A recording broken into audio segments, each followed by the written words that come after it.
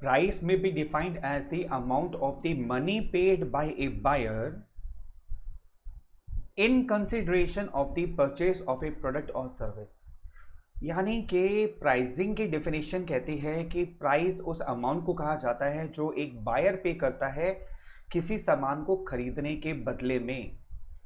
Money paid, amount of the money paid by a buyer और received by a seller, एक ही बात है. In consideration of the purchase of a product और service.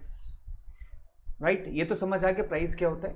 Pricing is an effective competitive weapon, यानी कि competition को खत्म करने का सबसे धारदार हथियार अगर है वो प्राइस है. यानी प्राइस कट करके आप अपने कॉम्पिटिटर को आधा साफ कर सकते हो. मतलब कंपटीशन में. ओके, देखिए प्राइस एक बहुत ही इंपॉर्टेंट कंपोनेंट, एक बहुत ही इंपॉर्टेंट मिक्स माना जाता है मार्केटिंग मिक्स का, क्योंकि ये तय कर पाना कि प्राइस ज़्यादा रखे कि कम रखे बहुत सारे फैक्टर्स पे डिपेंड करेगा. तो चलिए डिस्कस करते हैं वो कौन से फैक्टर्स हैं जिसको ध्यान में रखकर हमें प्राइस को तय करना चाहिए ताकि हम एक अच्छा प्राइस तय कर सकें और अच्छा गेन पा सकें. फैक्टर्स अफेक्टिंग प्राइस डिटर्मिनेशन, यानी कि प्राइस तय करते वक्त कौन से फैक्टर्स को हमें ध्यान में रखना होगा. सबसे पहला, product cost. Cost of producing, distributing and selling the product, चाहे वो फिक्स कॉस्ट है, वेरिएबल कॉस्ट है या सेमी वेरिएबल कॉस्ट है. यानी कि जब हम कोई भी प्राइस तय करते हैं किसी भी प्रोडक्ट का तो सबसे पहले हमें उसकी कॉस्ट को ध्यान में रखना है कि उसको बनाने की कॉस्ट कितनी आएगी, उसको डिस्ट्रीब्यूट करने की कॉस्ट कितनी आएगी, प्रोडक्ट को बेचने की कॉस्ट कितनी आएगी. फिर हर टाइप की कॉस्ट को हमें इंक्लूड करना है, चाहे वो फिक्स कॉस्ट है, वेरिएबल कॉस्ट है या सेमी वेरिएबल कॉस्ट है. तो यानी product cost bare minimum price होता है जिससे नीचे हम नहीं आ सकते, क्योंकि कॉस्ट से अगर नीचे हम बेचेंगे तो हमें नुकसान हो सकता है. राइट. दूसरा फैक्टर आता है यूटिलिटी एंड डिमांड.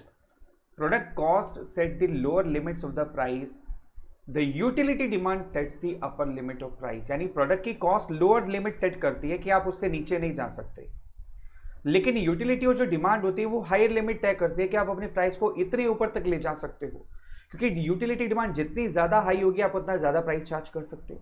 यानी अब आपके पास में लोअर लिमिट आ गई, उससे नीचे नहीं जा सकते, और हायर लिमिट आ गई, उससे ऊपर नहीं जा सकते. तो डिमांड हायर लिमिट सेट करेगी और कॉस्ट लोअर लिमिट. बट अभी और सारे फैक्टर्स भी हैं जो ध्यान में रखने हैं, like extent of competition in the market. Market में कितना कंपटीशन है. Upper limit of price if lesser degree of competition, यानी नीचे से ऊपर की तरफ जाओ, प्राइस को हाई कर दो अगर डिग्री ऑफ कंपटीशन कम है. आपके कंपटीशन में कम दुकानें हैं, कम कॉम्पिटिटर्स हैं, तो आप प्राइस ज़्यादा रख सकते हो. लेकिन अगर कंपटीशन बहुत ज़्यादा है, फ्री कंपटीशन है, तो आपको प्राइस कम रखना पड़ेगा. यानी अब आप लोअर और हायर लिमिट के बीच में कहीं प्राइस तय करोगे और बाकी फैक्टर्स पे ये बात डिपेंड करेगी, जैसे एक्सटेंट ऑफ कंपटीशन हमने डिस्कस किया. इसके अलावा आता है गवर्नमेंट एंड लीगल रेगुलेशन. देखो गवर्नमेंट लीगल रेगुलेशन जो होती है वो प्राइस तय करती है. जैसे आपने देखा कि कोरोना के टाइम पर जब लॉकडाउन हुआ तो जो सैनिटाइजर का जो प्राइस था वो गवर्नमेंट और लीगल रेगुलेशन के अंडर में आ गया. कैसे? Government can declare a product as essential product and regulate its price. Government कभी भी किसी भी प्रोडक्ट को एसेंशियल कमोडिटीज एक्ट में डाल सकती है, यानी उसका जो प्राइस है वो गवर्नमेंट तय करेगी, कंपनी तय नहीं कर सकती. जैसे मैंने बताया सैनिटाइजर का जो प्राइस था वो अचानक से बढ़ रहा था, तो गवर्नमेंट ने उस प्रोडक्ट को एसेंशियल कमोडिटीज एक्ट में डाल दिया, यानी अब उसका प्राइस कौन तय करेगा? गवर्नमेंट, ना कि आप. तो जैसे कुछ कॉस्ट, हमने एक एग्जांपल यहाँ लिया, cost of a drug manufactured by company having monopoly in the production of the same come to ₹20 per strip of 10 and the buyer is prepared to pay any amount for it, say ₹200. यानी कुछ medicine ऐसी होती हैं जिसके लिए buyer 200 रुपये तक पे करने को तैयार है, लेकिन वो 20 रुपये का पत्ता आता है, यानी 20 रुपये की स्ट्रिप आती है, 10 गोलियों का पत्ता आता है, क्योंकि उसको रेगुलेट किया गया है गवर्नमेंट के द्वारा. इसको बोलते हैं गवर्नमेंट एंड लीगल रेगुलेशन. उसके बाद आता है प्राइसिंग ऑब्जेक्टिव. क्या है आपका? आप जो प्राइस तय कर रहे हो, what is the main objective? देखिए जैसे ए पॉइंट है ऑब्टेनिंग मार्केट शेयर लीडरशिप. अगर आप मार्केट शेयर को एक्वायर करना चाहते हो, लीडर बनना चाहते हो, तो set the lower price and gain more customers. जैसा कि आपने देखा होगा जियो ने किया था स्टार्टिंग के अंदर में, रिलायंस ने जब जियो लॉन्च किया तो मार्केट शेयर एक्वायर करना चाहता था, बहुत सारे कस्टमर्स को विन करना चाहता था, मार्केट का लीडर बनना चाहता, इसलिए उसने सबसे लोएस्ट प्राइस जियो का लॉन्च किया और सारे कस्टमर्स को अपनी तरफ खींच लिया। दूसरा ऑब्जेक्टिव होता है surviving in A competitive market. अगर आपका ऑब्जेक्टिव है कि आप मार्केट में सर्वाइव कर सको और कट थ्रोट कॉम्पिटिशन है मार्केट में, तो भी आपको लोवेस्ट प्राइस रखना पड़ेगा जिस पर आप बेच सकते हो। क्योंकि अगर कट थ्रोट कॉम्पिटिशन और आपने प्राइस थोड़ा सा हाई किया तो पता चला आप ही साफ हो गए, मतलब आपका बिजनेस खत्म। तो अगर कट थ्रोट कॉम्पिटिशन है तो आपको बहुत कम प्राइस रखना पड़ेगा, लोएस्ट प्राइस रखना पड़ेगा माल को बेचने के लिए। Attaining product quality leadership. अगर आप अपने प्रोडक्ट की क्वालिटी को मेंटेन करना चाहते हो और क्वालिटी में लीडर बनना चाहते हो तो आपका प्राइस नॉर्मली हाई होगा, क्योंकि क्वालिटी को हाई रखने के लिए हमें रिसर्च और डेवलपमेंट करते रहना होता है और उसकी भी कॉस्ट इसमें शामिल हो जाती है। तो अगर आपको रिसर्च की कॉस्ट निकालनी है, डेवलपमेंट की कॉस्ट निकालनी है, क्वालिटी को मेंटेन करने की कॉस्ट निकालनी है, तो आप लोएस्ट प्राइस नहीं रख सकते, आप उस पर मेंटेन नहीं कर पाएंगे। So normally higher price to cover high quality, high cost of research and development. ये हो गया पांचवा फैक्टर जिसके बेस पर आप क्या डिसाइड करेंगे, price of a product.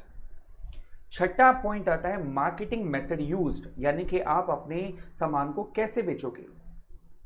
Distribution system क्या होगा आपका, आप अपने आउटलेट्स खोलेंगे बाटा की तरह, मैकडोनल्ड की तरह, या फिर आप लंबा चैनल यूज करेंगे, होलसेलर, रिटेलर, और उसके थ्रू आप माल बेचना पसंद करेंगे, या आप सेल्समैन के थ्रू बेचेंगे।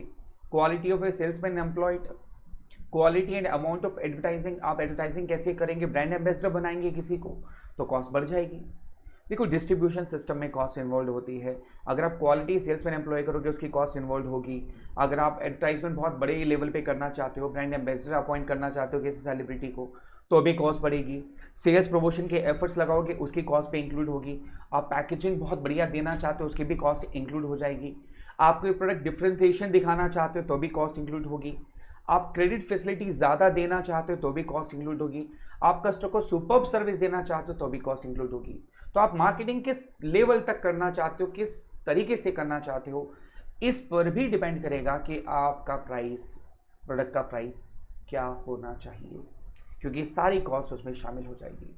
यानी कि किसी भी प्रोडक्ट का प्राइस जो है उस प्रोडक्ट पर निर्भर करेगा कि वो प्रोडक्ट है क्या, यानी इनमें से कौन से पॉइंट में वो कहाँ पर फिट बैठता है। यानी कि आप जो फैक्टर्स अफेक्टिंग प्राइस डिटर्मिनेशन है वो किस पर डिपेंड करेगा, प्रोडक्ट टू प्रोडक्ट। जैसा प्रोडक्ट होगा वैसा ही उसका प्राइस होगा। यानी पी से प्रोडक्ट कॉस्ट जो कि लोअर लिमिट तय करती है, रेगुलेशन, लीगल एंड गवर्नमेंट यानी कि essential commodities act, objectives of pricing हमने अभी 3 ऑब्जेक्टिव पढ़े। डिमांड यूटिलिटी हायर प्राइस तय करती है कि आप इससे ऊपर नहीं जा सकते। यूज ऑफ मार्केटिंग मेथड, आप कौन सा मार्केटिंग मेथड यूज कर रहे हो, distribution system, brand ambassador, sales promotion activities etcetera. Competition in the market, यानी मार्केट में कंपटीशन कितना है, और टाइम फ्रेम हमने अपनी तरफ से जोड़ दिया, यानी किस टाइम पर आप प्रोडक्ट को लॉन्च कर रहे हो, चाहे वो सीजन है या ऑफ सीजन है, उस पर भी डिपेंड करेगा। ऑल्दो ये फैक्टर आपके सिलेबस में नहीं है, टाइम फ्रेम, इसको हमने पूरा टॉपिक बनाने के लिए जोड़ दिया, आप इसको डिलीट कर सकते हैं, टाइम फ्रेम को काट सकते हैं। तो प्रोडक्ट पे प्रोडक्ट डिपेंड करेगा कि किसी भी प्रोडक्ट का प्राइस क्या होगा। ये था फैक्टर्स अफेक्टिंग प्राइस डिटर्मिनेशन।